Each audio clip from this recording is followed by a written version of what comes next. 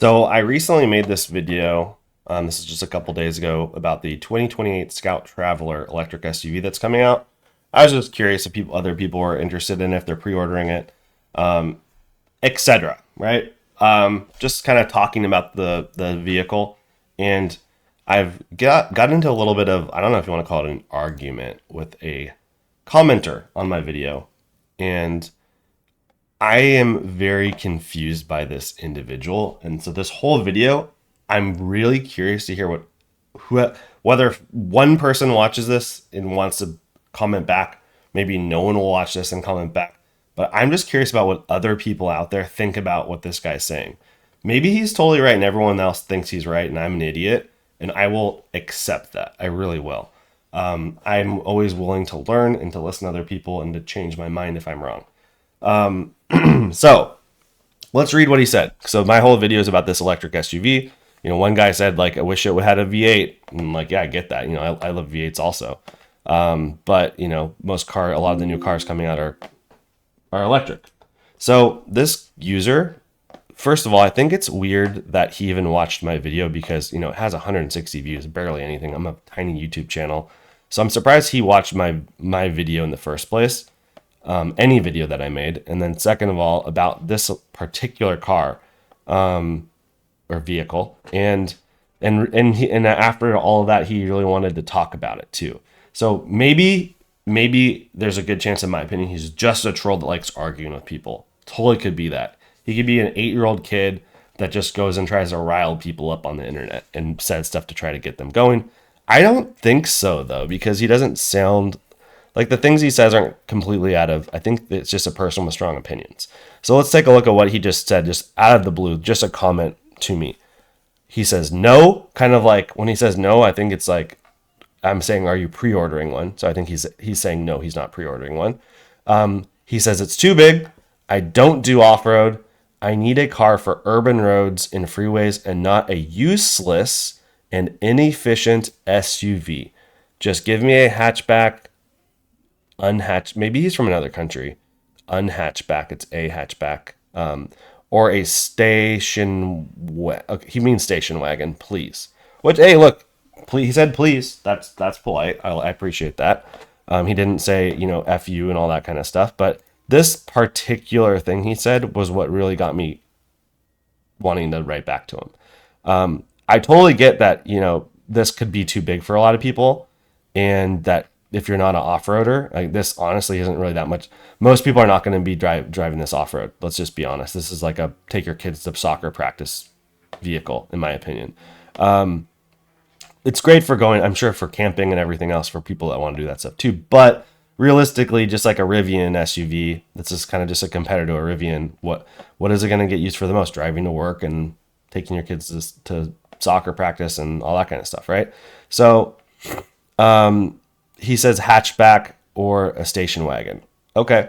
Well, you could definitely take your kids to soccer practice in a station wagon. A hatchback typically is going to be a smaller vehicle. So that depends on how big your family is and how many kids you're, carting around, or adults that you're taking maybe on a carpool or whatever thing it is, right? So, I guess I should have got into this too, is like, show me the efficient station wagon. I'm not familiar with it. But I said, thanks for the comment. I'm just curious, when you say useless and inefficient, could you please expand on that more? I can understand if you're saying it's too big, but I'm wondering about the other two things. He said COD, not COD, which I don't actually even know what he means by that. I just assume he's talking about Call of Duty, the almighty God of COD. I assume he thinks he's really good at Call of Duty. Maybe he's a fisher and he likes fishing and like cod the fish. But he said aerodynamics of an SUV are always terrible, and of course, if you drive a bigger car than what you need, you will use a lot of power. Yes, very inefficient. I said, I get what you're saying. However, I don't 100% agree with you either. Maybe specifically just for you, an SUV is less aerodynamic and efficient than what the potential perfect vehicle could be. If let's just say you're like a single person and you don't have kids and like you're just driving around by yourself, then you don't need an SUV, of course. A lot of people like driving an SUV. For instance, my dad has back problems. He got rear-ended by a drunk driver many years ago, and he has back problems, and getting getting lower into a car hurts his back versus stepping up into an SUV. So he's always preferred to have an SUV. His doctor recommended him to drive an SUV many years ago. So it is what it is with that, right? But if you're just by yourself versus you have 4 kids and you need 6 seats for, let's say you have a significant other and 4 kids, you need 6 seats. You have 5 kids, you need 7 seats. So in this particular Scout holds 6 people, and like a Rivian can hold, I think, 7 as another example. And there are, as you know, there are Suburbans and vans and all sorts of vehicles out there that hold more than 5 that have 3 rows. So anyway, I said, a family with 2 parents and 4 kids needs 6 seats. So with this, is there a more efficient and aerodynamic vehicle for that, basically? And I basically just said, being that it's electric already means that it's going to be more efficient than most other vehicles available with at least 6 seats, which is totally true. I said most other vehicles, like the Rivian, I think has like 7, like I said. I don't know what other vehicles out there have at least 6 seats that are electric at the moment. I think the Model X from Tesla can get up to 6 seats or maybe even 7. I don't remember if the Y can do it. I don't think it can. Excuse me. But there's only a couple, right? It's a handful. So, there's 100 plus different vehicles, probably 200 plus for sale in the United States, and only a couple of them, a handful, can hold 6+ people and are also electric. Because if it's not electric, it's just not. He's saying, what did he say? Useless and inefficient. I think that's what his words were. Let's just double check. Useless and inefficient. So I think that's just pretty ridiculous still. I think that for him, I think it's fine if he's saying, for me, in my particular situation, for this guy, maybe he's a single guy and he doesn't need all the space and he wants something more efficient. That I'm with him on that.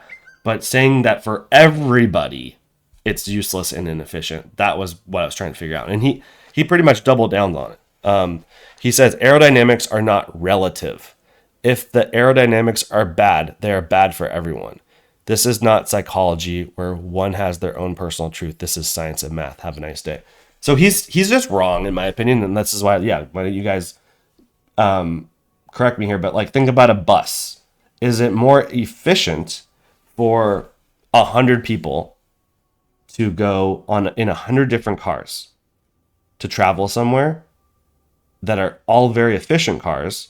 Or is it more efficient for 100 people to go into one bus that has a less aerodynamic shape than what would be the most aerodynamic vehicle of all time, but 100 people fit in it and only the power spread across the one vehicle, so to say? I don't think that it's possible for there to be any vehicle that currently on the road that would be so efficient that's for sale in the United States, by the way. Like, I'm not talking about some prototype thing where, it's all solar panels and there's 100 of them and it's just powered by the sun and it's only driven during the day. I'm talking about something you can actually go and buy right now. And 100 different people and 100 of those versus like one bus with 100 people. It hopefully an electric bus. I just don't think that's possible, but maybe someone's gonna be like, oh, check out this car you probably don't know about. And cool, I'm open-minded about that. But, aerodynamics and efficiency is what he's talking about in uselessness. So I don't think there's anything else really much to say about this other than that. I think the guy's a troll. I told him he's a troll. Again, I think maybe the Call of Duty thing, maybe it's COD, maybe it's a fisherman. But saying that this is the last thing he said. I basically just said the thing about 6 different people and 6 different cars. He said, absolutely irrelevant and counterproductive. And don't expect me to spend my week countering your arguments. He's answered every time, like right away. So, just what do you guys think? Is this guy just a troll? Is he wrong? Is he just flat out wrong? Am I wrong? Am I flat out wrong? And I need to understand what he means. Maybe he'll comment on this video about him. Would love to see what people say about it.